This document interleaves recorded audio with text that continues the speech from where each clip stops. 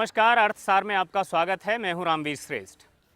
पिछले 2 एपिसोड में ये बात तो आपको समझ में आ गई होगी कि पूरी की पूरी बात का लब्बो लुभाव ये रहा। जो हमने रोशन लाल अग्रवाल जी के साथ बातचीत की, वो एक आर्थिक चिंतक हैं और उन्होंने समाज कल्याण के लिए अपनी दिशा, अपनी दृष्टि, अपनी नज़र, अपना नज़रिया जिस तरह से सामने रखा है, उसमें एक वन लाइनर अगर हम कहें तो उन्होंने एक बात कही। पहली बात जो उन्होंने कही वो ये कही कि अब अमीरी रेखा तय होनी चाहिए, यानी आपको कितना पैसा रखना है मैक्सिमम, वो स्तर तय होना चाहिए।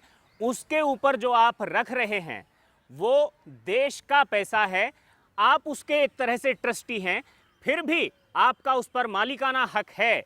आपसे केवल आपकी जो पूरी जो संपत्ति है, उस संपत्ति पर वार्षिक यानी सालाना तौर पर ब्याज की दर से एक टैक्स वसूल कर लिया जाए। वो टैक्स जितना बैठता है उसको महीने की दर से देश के प्रति व्यक्ति, हर व्यक्ति के अंदर उसको बराबर बराबर मात्रा में बांट दिया जाए।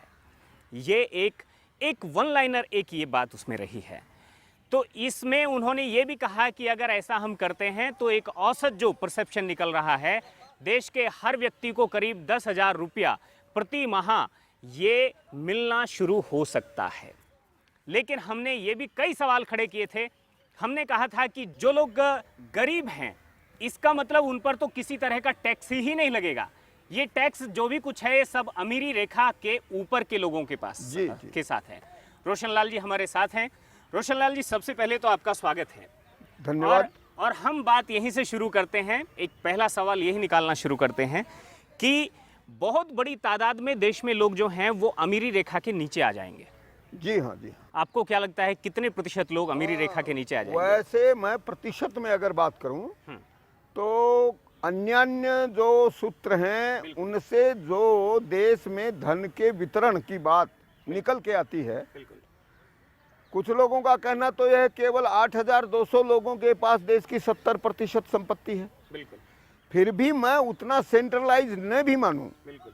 थोड़ा तो भी अपर मिडिल क्लास को भी उसमें शामिल हाँ, कर मैं ये मानता हूं कि इस देश के केवल 10-12 लाख यानी 0.1% लोगों के पास देश की कम से कम 75% संपत्ति है। बिल्कुल। यानी 99.9% लोग वो इन टैक्सों से भी फ्री होंगे। बाकी सारे टैक्स तो हटाने की बात हम कर ही रहे हैं। बिल्कुल। बिल्कुल। जिस संपत्ति कर की बात कर रहे हैं वह आज की स्थिति में 99% 9 लोगों पर नहीं लगना चाहिए। केवल 0.1% जिनके पास देश की 75% संपत्ति है लगना चाहिए। और यदि ये हम लगाते हैं तो सारे लोगों को टैक्स मुक्त कर सकते हैं। और जिन थोड़े से लोगों पर लगा रहे हैं उनके पास इतनी बेशुमार संपत्ति है कि उनको इससे किसी प्रकार की कोई पीड़ा, जीने में किसी प्रकार की अड़चन नहीं होगी, बल्कि इनको भी वो मिलेगा जो आज उनको नहीं मिल रहा है। क्योंकि तब इनको समाज अपने कमाऊ सपूत के रूप में देखेगा, इनको अपने पालक के रूप में देखेगा। और फिर एक परिवार में, जैसा हम जानते हैं, अपने कमाऊ पूत के प्रति माँ बाप का, भाई बहन का या बच्चों का या रिश्तेदारों का जो व्यवहार होता है वो बड़ा सम्मान का, आदर का और आत्मीयता का होता है।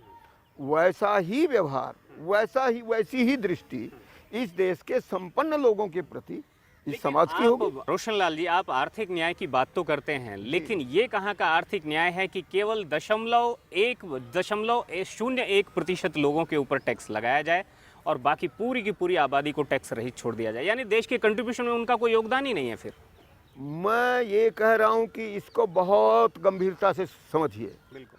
वास्तव में मैं इसी बात के, इसी रहस्य के ऊपर से पर्दा उठाना चाहता हूँ। हाँ, क्या रहस्य है? रहस्य ये है कि हमने न्याय तो परिभाषित किया नहीं। बिल्कुल। और सारे सिस्टम निकल के आ गए, अर्थव्यवस्था खड़ी हो गई। बिल्कुल। एक बात तय है कि न्याय का कोई विकल्प नहीं है, ये तो आप मानेंगे। बिल्कुल। तो फिर जो सिस्टम हम चला रहे हैं, यदि वह सबके सहयोग से चलता है, सबके सद्भाव से चलता है, सबके साधनों से चलता है, तो फिर उससे जो लाभ उत्पन्न हुआ, शुद्ध लाभ, यानी जिसने सिस्टम जितना चलाया उसकी मजदूरी, उसका पारिश्रमिक हमने अलग निकाल दिया, बिल्कुल। और शुद्ध जो राष्ट्रीय लाभ उत्पन्न हुआ, क्या उसके सारे मालिकों में नहीं बटेगा? और क्या ये यही न्याय नहीं है? इसलिए मैं ये कह रहा हूँ, पिछली बार ये भी बात आई थी कि जिसे शुद्ध लाभ कहा जा रहा है, हाँ। उसे उसके बाद वो लोग शुद्ध घाटा बताना शुरू कर देंगे। ये पूरा का पूरा सिस्टम झूठ पर टिका है। मैं नहीं, लेकिन उसके बाद वो सच बोलना शुरू कर देंगे, इसकी गारंटी क्या है? हाँ, इसकी बिल्कुल आपने गारंटी की बात कही है। इसके लिए मैं इस देश में संपत्ति की गोपनीयता का जो कानून है, बिल्कुल। निजी संपत्ति की गोपनीयता का, वह इस देश के लिए सबसे दुर्भाग्यपूर्ण कानून है, जिसका न तो कोई लोकतांत्रिक पक्ष है, न कोई न्यायिक पक्ष है, न कोई नैतिक पक्ष है, बल्कि यह मैं चोरों, बटमारों, लुटेरों को खुले संरक्षण देने का कानून मानता हूँ। बिल्कुल। और ये मैं आपको कहना चाहता हूँ विशेष तौर पे, माने आदमी केवल अपनी इनकम को शो कर सकता है, बाकी निजी संपत्ति को शो नहीं। ये इनकम के नाम पर, आय के नाम पर एक झूठ का पुलिंदा खड़ा किया गया है, जिसका सच से कोई लेना देना नहीं है। बिल्कुल। असली ये है कि मैं अपने सुख के लिए कमाता हूँ, परिश्रम करता हूँ, बुद्धि लगाता हूँ, अपनी भूमिका का निर्वाह करता हूँ, तो उससे जो मैं आय प्राप्त करता हूँ, सबसे पहला नैतिक अधिकार उसे उपभोग करने का मेरा बनता है। कोई भी व्यक्ति जो कमाता है, उसके बाद अगर कुछ बचता है, बिल्कुल, तो उसमें समाज की हिस्सेदारी होनी चाहिए। यह हुआ उसका नैतिक पक्ष। हाँ, इसीलिए हमने कहा कि परिस्थितियों की जो अनिश्चितता होती है, कि भाई आज की स्थिति मेरी कमाने लायक है, कल हो सकता है परिस्थिति अनुकूल न हो, बिल्कुल। तो हम उसके लिए भी उसके पास कुछ धन सुरक्षित छोड़ रहे हैं, और जो कुछ उसने कमाया उसमें कुछ खाया, खाने का कोई हिसाब हम रखना ही नहीं चाहते। एक मुख्य मुद्दा ये भी है कि जब ये आपने कह ही दिया कि देश के केवल 0.1% लोग ही हैं जो देश को 10,000 रुपया प्रति माह हर व्यक्ति को देने में सक्षम हैं, दे सकते हैं जी। अब इन लोगों को जो इतना बड़ा कंट्रीब्यूशन देश को दे रहे हैं, या ये कहिए कि हर आदमी को एक तरह से रोटी दे रहे हैं, इन लोगों को क्या मिलेगा उसके बदले? पहली बात तो मैं ये कहूँगा कि वो दे रहे हैं, यह शब्दावली ठीक नहीं है। देश उनको क्या देता है, समाज उनको क्या देता है, पहले इस पर विचार कीजिए। उनके पास जो साधन हैं, जिनके बल पर वो अपनी प्रतिभा प्रदर्शित करते हैं, अपना पौरुष प्रदर्शित करते हैं, अपनी योजनाएं रखते हैं और उनका क्रियान्वयन करते हैं। यदि समाज इनको अपने हिस्से के साधन ही न दे, तो इनकी योग्यता, इनकी क्षमता, इनकी प्रतिभा, इनका प्रशिक्षण मर जाएगा, समाप्त हो जाएगा, कोई भूमिका का निर्वाह नहीं कर सकता। लेकिन जब आप पूछ ही रहे हैं, तो मैं कहूँगा, लेकिन मूल रूप से अगर हम इस प्रकार का सिस्टम बनाते हैं, बिल्कुल, तो ये जो कुछ जिन प्रतिशत लोगों की मैं बात कर रहा हूँ, बिल्कुल, पूरा व्यापार व्यवसाय की बात कर लीजिए, राजनीति की बात कर लीजिए, शासन प्रशासन की बात कर लीजिए, बिल्कुल, यहाँ तक कि कृषि या दूसरे जितने उत्पादन के क्षेत्र हैं, आज की स्थिति में षड्यंत्र, झूठ, बेईमानी, पाखंड, बिल्कुल, इसका एक पर्याय बन गए हैं। इस देश में एक भी नागरिक ऐसा नहीं है जो ये कहे कि मेरा इनकम टैक्स रिटर्न सच्चा है, और ये कितनी दुर्भाग्यपूर्ण बात है। बिल्कुल, तो इसलिए मैं ये कहूँगा, पहले इसको सच पर आधारित करिए, तो फिर सुख के दर्शन होंगे। तो इन लोगों को ये मिलेगा।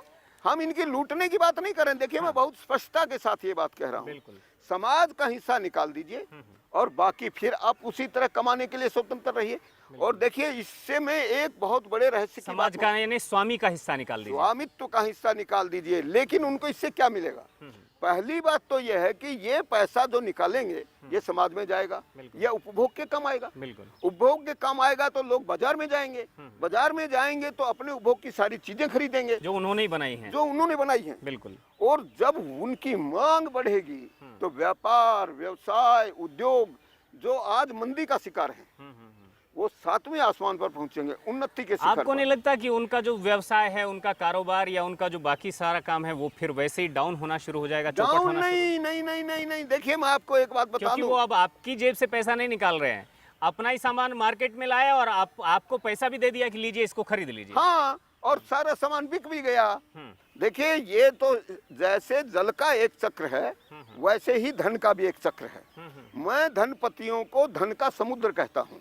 बिल्कुल। और ये जिस प्रकार से जल का संतुलन पूरी दुनिया में दिखाई पड़ रहा है, अगर समुद्र न हो तो ये चल नहीं सकता। बिल्कुल। और वैसे ही अर्थव्यवस्था यदि संपन्न लोग न हो तो चल नहीं सकती। नहीं, अगर आप धनपतियों को समुद्र कहते हैं, जल का समुद्र कहते हैं, तो फिर क्या सरकार को सूरज की तरह होना चाहिए? हाँ बिल्कुल, आपने बिल्कुल ठीक समझा।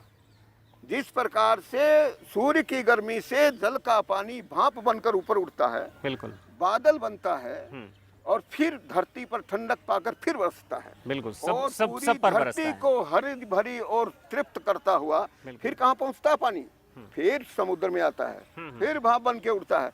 अब अगर आप एक सुखी समाज की कल्पना करना चाहते हैं, बिल्कुल, तो इसी प्रकार धन का एक चक्र बनना चाहिए। यानी ये उत्पादन की क्रियाओं द्वारा, व्यापार की क्रियाओं द्वारा, कृषि की क्रियाओं द्वारा यह धनपतियों के पास पहुंचे और फिर इनसे लेकर जैसे जल की वर्षा होती है, बिल्कुल। वैसे ही हम जनता पर धन की वर्षा कर दें और सब लोगों को तृप्त करता हुआ ये धन फिर कहाँ पहुंच जाएगा? फिर उन्हीं के पास पहुंच जाएगा। लेकिन हम प्रकृति में जो पानी की और सूरज की और ये जो एक चक्र है, प्रकृति का जो चक्र है, जी। अगर हम इस चक्र में, ये चक्र कितना उसके साथ संतुलित अपने आप को कर पाएगा, ये अलग मुद्दा है। लेकिन कहीं ना कहीं ऐसा भी लगता है, लोग कहते हैं कि अर्थव्यवस्था कहीं ध्वस्त ना हो जाए।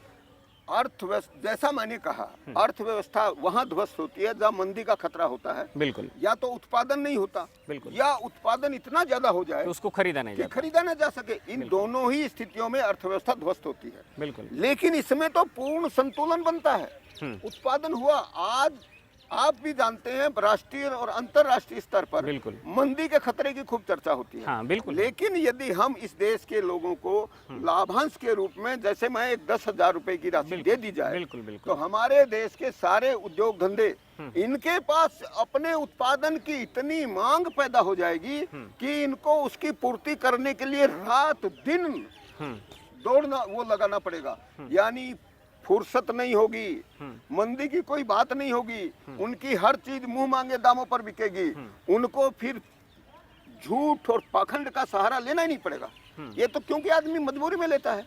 और जिसका माल बिना किसी मोल भाव के सहज रूप से मुंह मांगे दामों पर बिक जाए, क्या इससे बेहतर स्थिति किसी के लिए हो सकती है? उसी के पैसे से। उससे पैसा तो किसी का नहीं है, पैसा तो मूलतः समाज का है। हाँ। मैं इसी बात को के ऊपर ध्यान केंद्रित करना चाहता हूँ कि हमने स्वामित्व की जो परिभाषाएं की, जो नियम और कानून बनाए, वे त्रुटिपूर्ण बनाए और उसके कारण ये समस्या खड़ी हो रही है। हमारे नियम कानून न्याय की कसौटी पर खड़े नहीं है। ऊपर से हमने संपत्ति की गोपनीयता इसकी स्पष्ट कैलकुलेशन क्या है कि हर व्यक्ति को 10,000 रुपया यानी करीब करीब कुछ ऐसा मिल सकता है? जी देखिए, एक बात मैं आपसे निवेदन करना चाहता हूँ, ये बात काफी सीमा तक सच है। पहली बात तो अर्थशास्त्र इस बात के लिए बदनाम है, बिल्कुल, कि उसके आंकड़े बिल्कुल कभी भी टैली नहीं होते। 10 अर्थशास्त्रियों के 11 मत होते हैं, बिल्कुल, और फिर इनके जो संपत्ति के आंकड़े होने चाहिए, मेरे पास होने चाहिए, या किसी भी व्यक्ति जो गणना करे, बिल्कुल, ये आंकड़े देना सरकार का काम है, बिल्कुल, ये व्यक्ति का काम नहीं है। और मैं आपको ये बताना चाहता हूँ, सरकार ने अपने इस दायित्व का पालन नहीं किया है। इस देश में कोई ऐसा संस्थान, कोई ऐसा अधिकारी या कोई ऐसा पद नहीं है, बिल्कुल, जो मुझे ये बता दे कि इस देश में वास्तव में इतनी संपत्ति है और उसका वितरण समाज में इस प्रकार है। बिल्कुल, बिल्कुल। लेकिन जो अनेक लोग सर्वे के द्वारा अपनी अपनी राय बताते हैं, उसी को मैंने आधार बनाया है और उसके आधार पर मैं ये न्यूनतम आंकड़ा आपको बता रहा हूँ कि इन 0.1% लोगों के पास, बिल्कुल बिल्कुल, इस देश की संपत्ति का जैसे 75% है, मैं कहता हूँ। और मैं ये भी कहता हूँ कि आज के बाजार भाव के आधार पर देश की न्यूनतम निजी संपत्ति 3,000 लाख करोड़ रुपए से कम नहीं है। इससे कम नहीं है, इससे ज्यादा हो सकती है। बिल्कुल। मैंने ये आंकड़ा जो आपको दिया है, ये केवल इसी आधार पर दिया है। और माने वो संपत्ति है जो अमीरी रेखा के ऊपर टिकी हुई है। हाँ बिल्कुल बिल्कुल, नहीं 3,000 लाख करोड़ रुपए मैं कुल मानता हूँ। ठीक ठीक। तो 75% पर टैक्स आएगा, क्योंकि 25% तो नीचे है। बिल्कुल बिल्कुल। तो 75% जो ऊपर जाएगा वो हो गया 2,250 लाख करोड़। बिल्कुल। अब इसके ऊपर आप 8% भी अगर टैक्स लगाते हैं ब्याज की दर से, तो भी आपके जो 200 लाख करोड़ रुपए का लक्ष्य है बिल्कुल। वो बहुत आसानी से आपका पूरा हो रहा है। हम्म। इसलिए मैं कह रहा हूँ कि ये तो बहुत आसान है, हम्म। इसलिए इसमें कोई त्रुटि नहीं है। बिल्कुल बिल्कुल। माने आपको लगता है कि 10,000 रुपया दिया जा सकता है प्रति व्यक्ति, यानी हाँ। अगर किसी परिवार में 5 सदस्य हैं तो प्रति माह उस परिवार को 50,000 रुपये रुपया लाभांश। लाभांश देखिए, मैं एक बात आपसे कहना चाहता हूँ, यह किसी प्रकार का अनुदान, किसी की भीख नहीं है, यह इस देश के नागरिक का अधिकार है। इस देश के में विज्ञान ने उन्नति की, अनेक प्रकार के ज्ञानों में वृद्धि हुई और उन ज्ञानों का जो परिणाम निकला वह व्यक्ति की मेहनत की बचत के रूप में सामने आता है। यानी जिस चीज को हम पहले बहुत मेहनत से प्राप्त करते थे, अब वो हम कम मेहनत से प्राप्त कर रहे हैं। आप ये बताइए कि 0.1% लोग जो कर देंगे, जो देश के हर नागरिक को 10,000 रुपया देने की क्षमता रखेंगे जी, तो ये जो सारी नीचे की आबादी है ये एक तरह से देश पर बोझ नहीं हुई? ये आप कैसी बात कर रहे हैं? हमने इनको पुरुषार्थ करने से मना नहीं किया है, हमने इनको संपूर्ण संरक्षण प्रदान किया है। हम प्रत्येक व्यक्ति को पेट भरने की चिंता से मुक्त करना चाहते हैं, क्योंकि पेट भरने की चिंता व्यक्ति को कुकर्म करने के लिए बाध्य करती है, असुरक्षित करती है। अनेक प्रकार के कुकर्म करने की जो मजबूरी है वो पेट भरने की मजबूरी से पैदा होती है। नहीं, आपको लगता है नक्सलवादी जिस तरह के कर्म और कुकर्म और इस तरह से चीजें सामने आई हैं, अगर इनको भी 10,000 रुपया प्रति माह दिया जा रहा होता तो बिल्कुल ये बात कहना चाहता हूँ, मैं हिंसा का समर्थक नहीं, लेकिन अभी जैसे छत्तीसगढ़ में बहुत बड़ी आप घटना तो हुई। आते ही वहां से हैं। हाँ, मैं वहीं रायपुर में रहता हूँ। बिल्कुल। मैं ये कहता हूँ यह तो क्रिया की प्रतिक्रिया है। ऐसे लोग जो आज की व्यवस्था में पूरी तौर पर उपेक्षित कर दिए गए हैं, जिनके जीने के सुख ये पूर्वक और क्रिया की न्यायपूर्वक प्रतिक्रिया है या सत्ता की चाह है जो बंदूक सत्ता की की- गोली से लेना चाहते हैं? मैं ये कह रहा हूँ कि आज जो लोग सत्ता में बैठे हैं, वे समाज के समर्थन से नहीं बल्कि बंदूक की नोक के कारण ही सत्ता में बैठे हैं। नहीं, वो तो उन्होंने- वो तो वोट से आते हैं। वो वोट से, और मैं उस मुद्दे पर अभी जाऊंगा तो विषय बदलेगा। बिल्कुल, बिल्कुल। नहीं तो आज की हमारी जो वोटिंग प्रणाली है वो सच का कितना समर्थन कर रही है, ये एक हास्यास्पद बात है। इसमें इतने छेद हैं कि उसमें थोड़ा सा पानी भी ठहर ही नहीं सकता। यानी मैं अगर ये कह दूं कि इस प्रक्रिया से वास्तविक न तो जनप्रतिनिधि चुनकर आते हैं और न वे लोग चुनकर आते हैं जिनमें समाज के लिए कुछ करने का जज्बा होता है। लुटेरे, बदमाश, पाखंडी, षड्यंत्रकारी और समाज को धोखा देने वाले लोग ही चुनकर आ रहे हैं। 100%? मैं फीसदी में बात नहीं करना चाहता, क्योंकि मैं ये भी मानता हूँ कि यह जो खराब चरित्र प्रदर्शित हो रहा है इस देश के नागरिक का, इसके लिए उसे मैं अपराधी नहीं मानता, बल्कि हमको व्यवस्था